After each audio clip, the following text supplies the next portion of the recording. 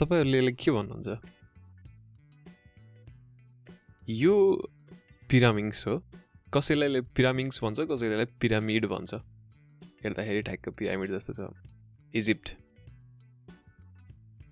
तर अब जे भन्दा नि हुन्छ हुन त कसैले मनको भनेको कुरा बुझ्छ, कसैले आँखाको इशारा बुझ्छ भनेपछि जे भन्न नि पाइयो नि हैन र? बुझ्नु त हो।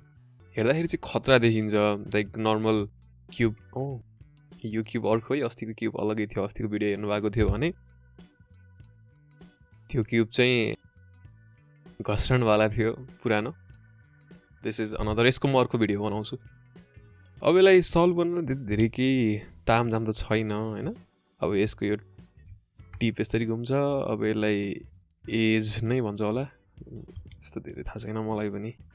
तर एज नै हो यो। अनि यो मिडल पार्टहरू हो जुन मुभै हुँदैन हैन। लेट्स ट्राई गरौँ त। आजको ट्राई गरौँ है, कतिसम्म भ्याइन्छ, सकिन्छ कि सकिँदैन भनेर हैन। अब हामी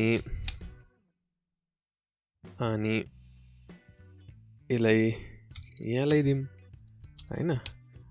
अब यसलाई यहाँ हालौँ भन्दाखेरि यस्तो गरेर यस्तो गर्दाखेरि यो यहाँ मिल्यो।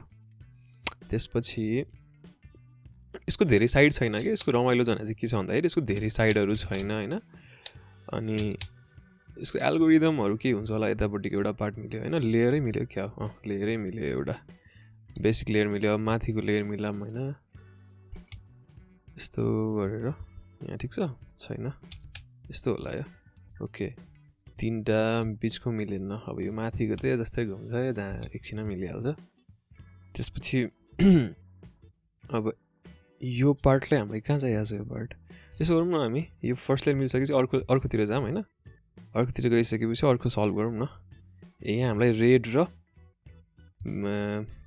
र ग्रिन चाहिएको छ। ग्रिन हामीलाई तल चाहिएको छ हैन। त्यसो भए यसलाई यस्तो गरेर यसो गर्दाखेरि यहाँ आयो। अनि अब अर्को हामीलाई के चाहिएको छ? अर्को हामीलाई चाहिएको छ ब्लू र ग्रिन यहाँ छ। हामीलाई ग्रिन कहाँ चाहिएको छ? तल चाहिएको छ। ओके ठिक छ। यस्तो गरेर यसो गर्दाखेरि यो मिल्छ? मिल्यो। It's done.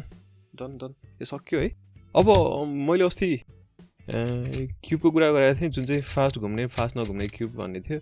अब मक्खन घुम्छ कि यसरी मक्खन घुम्छ, मक्खन थाहा छ नि हैन। अब यो चाहिँ हामी अर्को दिन गरौँला। Thank you.